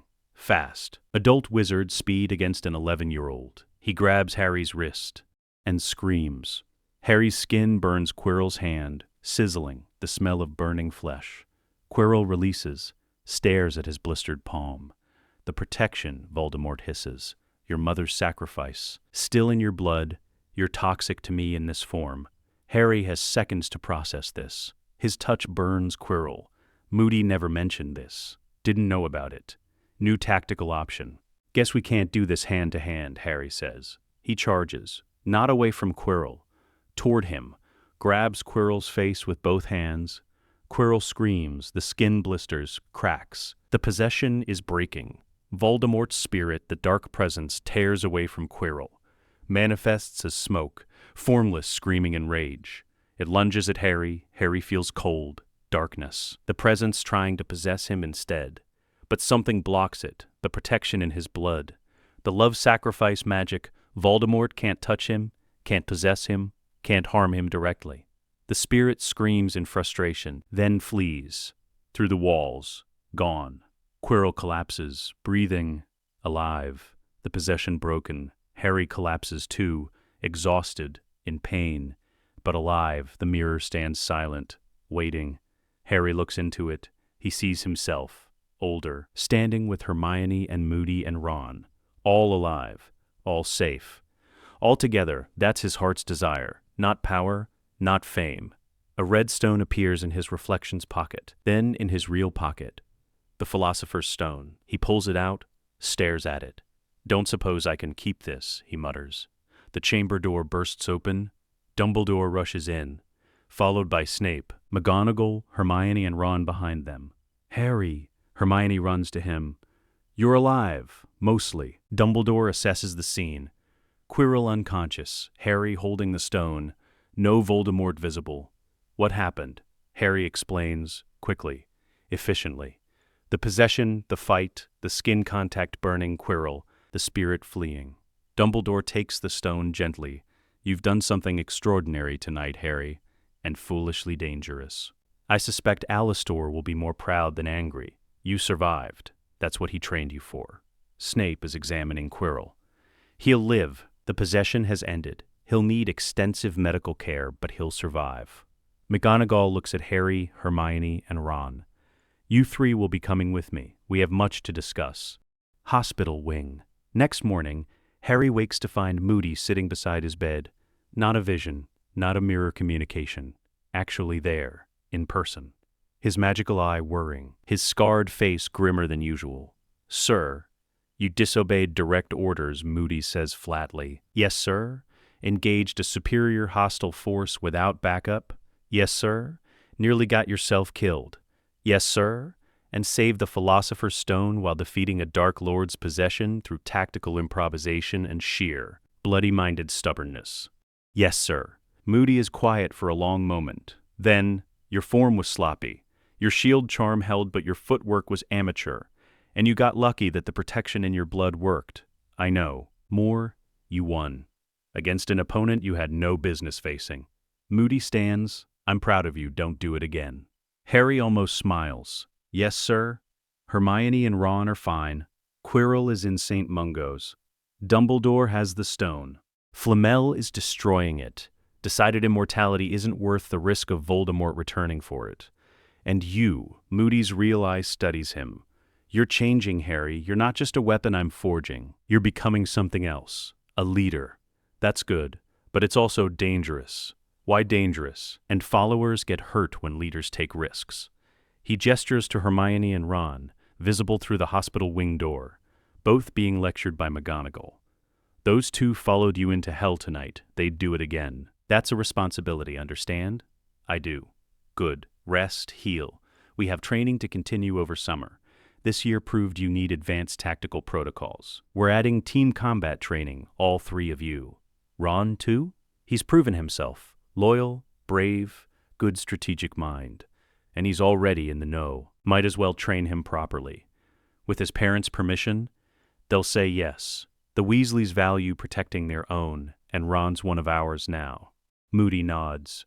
1 year down, 6 to go. Let's see if you can get through the rest without nearly dying. No promises. Constant vigilance, Harry. Moody's safe house, expanded training area. Harry, Hermione, and Ron train together. Ron struggles at first. He's never had combat training. The physical conditioning nearly kills him. But he adapts. His strategic mind translates well to tactical scenarios. He thinks 3 moves ahead naturally. By summer's end, they're functioning as a unit. Harry, fast reflexes. Aggressive tactics. Point combatant. Hermione, tactical planning. Spell chain specialist, support and control. Ron, strategic oversight. Positioning, resource management. Moody watches them drill. 3 11-year-olds moving like a trained team. Not bad, he admits. Not good enough to survive a real Death Eater attack, but not bad. Year 2, the Chamber of Secrets, 1992 to 1993. The chamber opens. Students are petrified. But this time, Harry and Hermione aren't flailing in ignorance. Hermione researches, identifies the basilisk within 3 weeks. 50-foot serpent, kills with direct eye contact, petrifies through indirect sight. The plumbing system, it's traveling through the pipes, can hear it moving through the walls. They don't wait for a teacher abduction. They investigate immediately, find the chamber entrance in Moaning Myrtle's bathroom within days of identifying the threat. Tell McGonagall, Dumbledore. Provide evidence, the adults handle it, properly, with Aurors and professional curse breakers. The basilisk is killed by Auror Shacklebolt. Controlled operation. No students at risk. The diary is identified as a Horcrux. Dumbledore recognizes the dark magic. Lucius Malfoy is arrested for planting it. Evidence is solid. Gringotts forensics prove his involvement. He bribes his way out of Azkaban but loses his position on the Hogwarts Board of Governors. Harry, Hermione, and Ron receive 50 points each for identifying the threat and reporting properly instead of engaging themselves. Moody sends them a letter. You're learning. Survival isn't about being the hero. It's about being smart enough to call in professionals. Well done. Year 3, the serious problem, 1993 to 1994. Sirius Black escapes Azkaban. Harry knows immediately something is wrong. Sirius Black was my father's best friend. He's my godfather. Why would he betray them? Research, investigation. Hermione finds the trial records. There are no trial records. Sirius was never tried. That's illegal. Everyone gets a trial, unless they were imprisoned during the chaos right after Voldemort's fall, when normal procedures were suspended. Peter Pettigrew, Harry says, reading old newspaper clippings, died in an explosion. Except they only found a finger, not a body. Pettigrew was an animagus, Hermione adds, finding the information in old Marauder research. Unregistered could become a rat. Ron goes pale. Scabbers, my rat. I've had him for years. He's old, really old. Missing a toe, they test Scabbers, force a transformation using magic Hermione learned from Moody. Scabbers becomes Peter Pettigrew. They capture him, take him directly to Dumbledore. Sirius is cleared within weeks. Pettigrew goes to Azkaban. Harry gains a godfather. Sirius joins the Moody training extended family. Year 3 ends with Harry having more family than he started with. Year 4, the Triwizard Tournament, 1994 to 1995. Harry's name comes out of the goblet. He didn't enter. Someone entered him. That's sabotage. Moody, the real Moody, not Barty Crouch Jr., they identify the imposter within a week using detection spells. Investigates. They catch Crouch Jr. before he can complete Voldemort's plan. The tournament continues. Harry competes because the goblet is binding, but he approaches it tactically. First task, Dragon. He doesn't try to be flashy, uses a conjunctivitis curse to blind it temporarily. Grabs the egg, done. Second task, rescues Ron quickly using gillyweed. Helps Fleur rescue Gabrielle, finishes second. Third task, navigates the maze carefully, stuns aggressive competitors, takes the cup with Cedric. It's not a portkey this time. They win together. Share victory. No graveyard, no resurrection. Voldemort stays disembodied. The year ends with international friendship instead of tragedy. Year 5, Umbridge, 1995 to 1996. Dolores Umbridge arrives as High Inquisitor. She's everything Moody warned them about. Bureaucratic tyranny disguised as order. Harry, Hermione, and Ron don't fight her directly. They document every educational decree, every punishment, every use of the blood quill. They gather evidence, testimony from students, medical records, send it all to the ministry proper, to Madame Bones, to the press. Umbridge is removed by February, her abuse is exposed. Fudge is forced to resign. Bones becomes minister. The DA, Dumbledore's army, continues, but as a proper student organization, sanctioned, approved. Harry teaches defense, Hermione teaches theory, Ron teaches tactics. 40 students can cast a Patronus by year's end. They're building an army of prepared students, just like Moody built them. Year 6, the Horcrux hunt begins, 1996 to 1997. Dumbledore reveals the truth about Horcruxes. Voldemort split his soul. Multiple times. That's why he didn't truly die. Harry and Hermione already know this from their advanced dark arts studies with Moody. How many? Harry asks. I believe 7. We've destroyed 2. The diary and a ring I found last year. 5 remain. They spend the year hunting. With Dumbledore, with Moody, with Sirius. It's not children playing hero, it's a coordinated operation with adult support. They find the locket, the cup, the diadem, one by one. Destroy them methodically. By year's end, only one remains. Nagini, Voldemort's snake, and one they didn't expect, Harry himself. Harry is a Horcrux, created accidentally when Voldemort tried to kill him as a baby. We'll find a way to remove it without killing you, Dumbledore promises. We will, Moody confirms. You didn't survive this long to die now. Year 7, the final battle, 1997 to 1998. Voldemort returns, fully, using a different ritual, darker, more costly. He's weaker than he would have been. Most of his Horcrux is destroyed, his soul unstable, but he's still dangerous. The battle comes to Hogwarts. Death Eaters attack, but this time Hogwarts is ready. The DA fights, trained, prepared, organized. The Order fights alongside them. Aurors arrive. Moody leads them. One-man army even in his 60s. Harry faces Voldemort in the Great Hall. But he's not alone. Hermione and Ron fight beside him. Coordinated, practiced, they've drilled 3-on-1 scenarios for 7 years. Voldemort is powerful, but he's alone, his Death Eaters falling, his Horcrux is gone.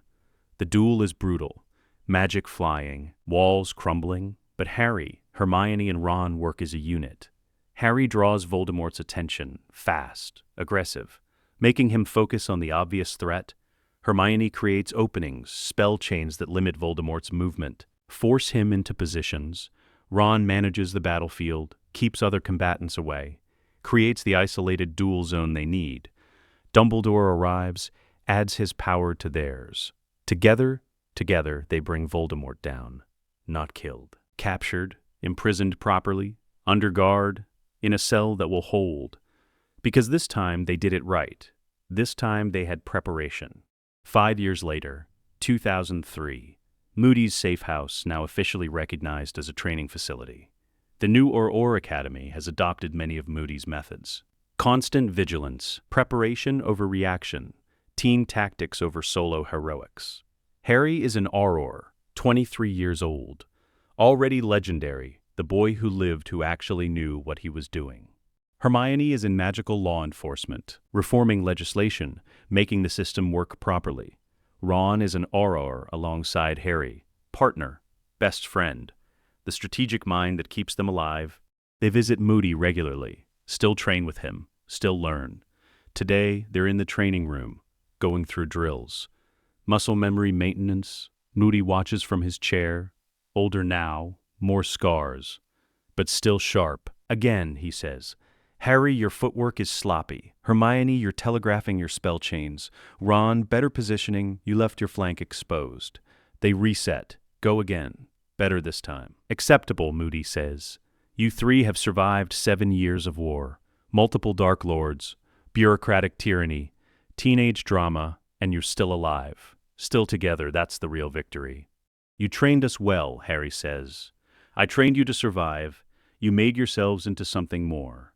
Leaders, teachers, heroes, though I know you hate that word. We're not heroes, we're just prepared. That's what heroes are. People who prepare for the worst and survive it. Moody stands, limps to the window, looks out over the grounds. I'm retiring next year. Officially, the Academy doesn't need me anymore. You three will take over the Advanced Combat Training Program.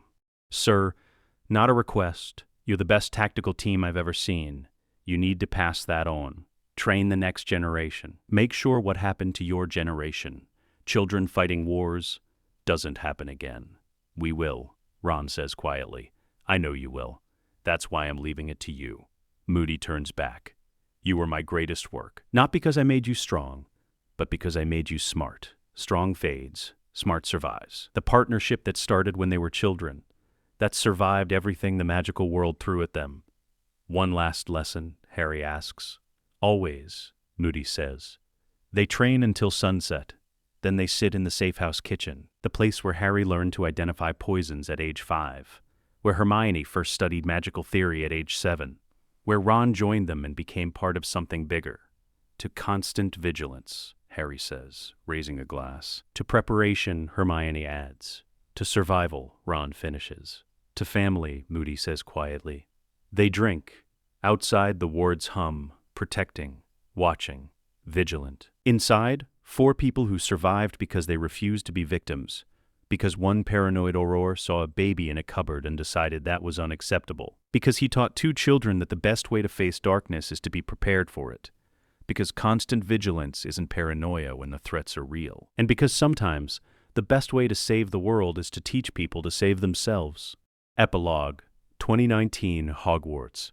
Defense against the Dark Arts classroom. Professor Harry Potter stands at the front, 30 years old. Scar on his forehead, wedding ring on his finger, married Ginny Weasley, 2005.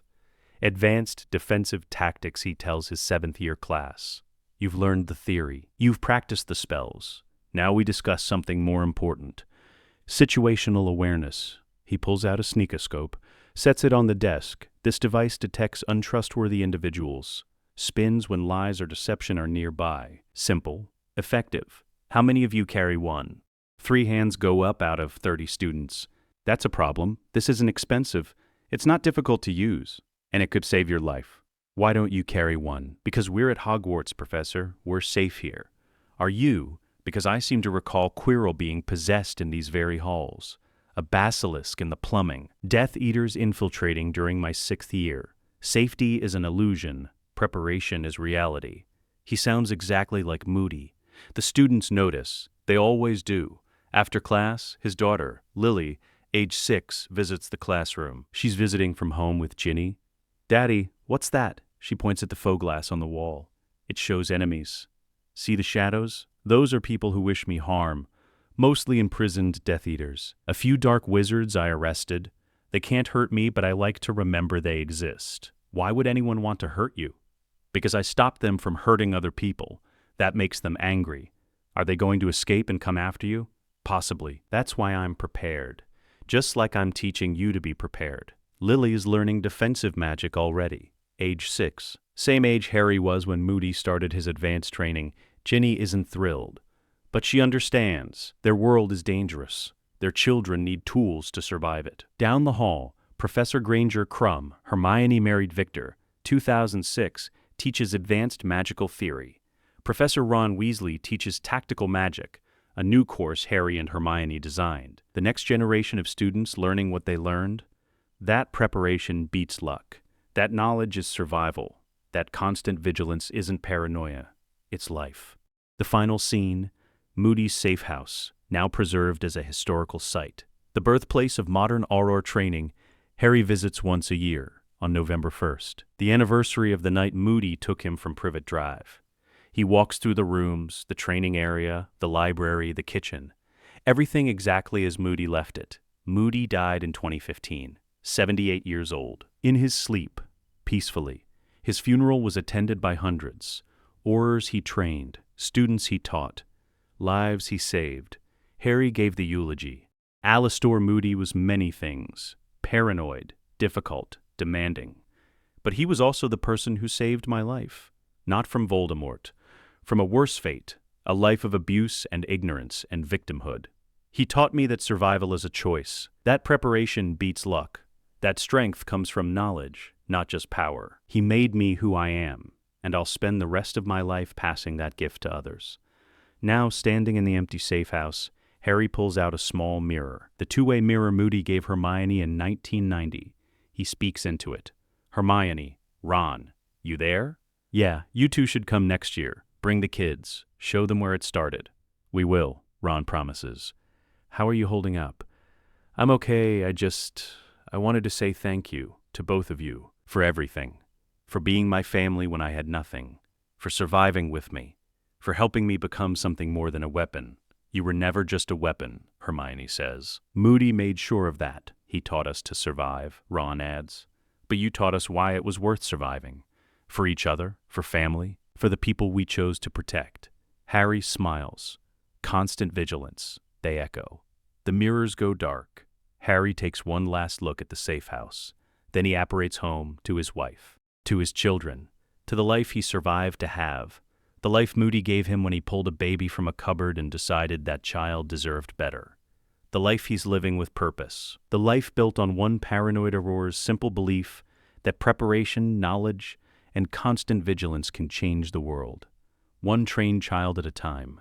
Let us know what you'd like to see next. The end.